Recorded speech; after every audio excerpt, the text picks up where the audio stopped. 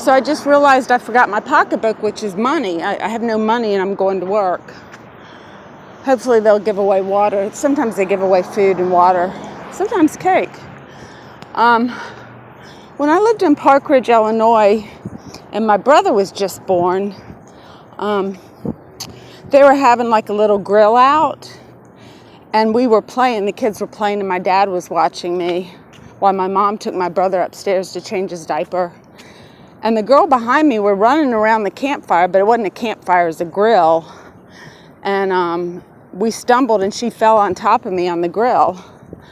I don't really remember that, but I do remember screaming in the hospital, because they ran me to the hospital, and I don't remember any of that, but I remember just screaming as they tried to, I said it was seat belts. They seat belted me in to take care of my wounds, and they sent me home with my mom, and she was supposed to scrub them so they wouldn't scar, and she said she did it a little bit, but that I screamed so much she didn't do it. She couldn't do it.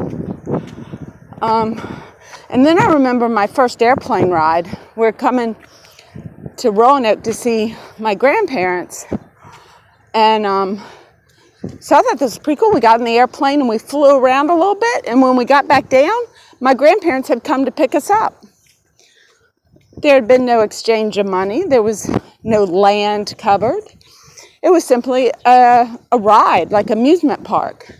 And when I was real little, my parents took me, and trust me, you just don't take this for granted, because when you see how poor people are, they can't take their kids to see the Zamboni. And they took me ice skating. Mom had one of those fluffy hats on. But my grandmommy, when we moved to Roanoke, she was doing her laundry, and they had an old basement. It was kind of mildewy, an old house, probably from the 30s.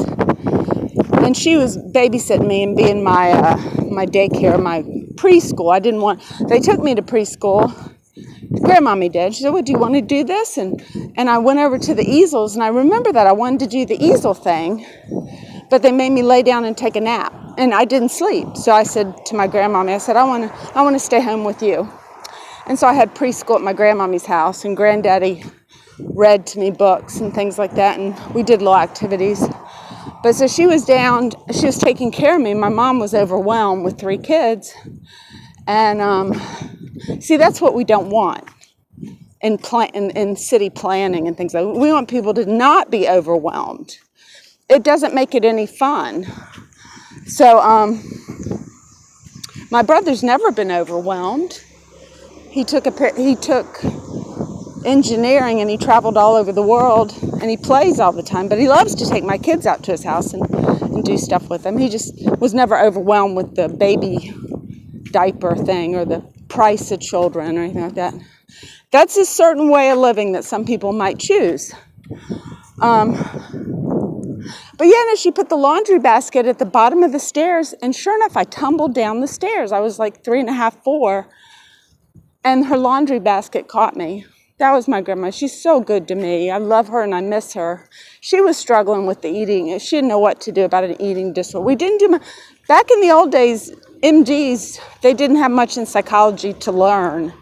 So I don't think my granddad took much psychology. So he really...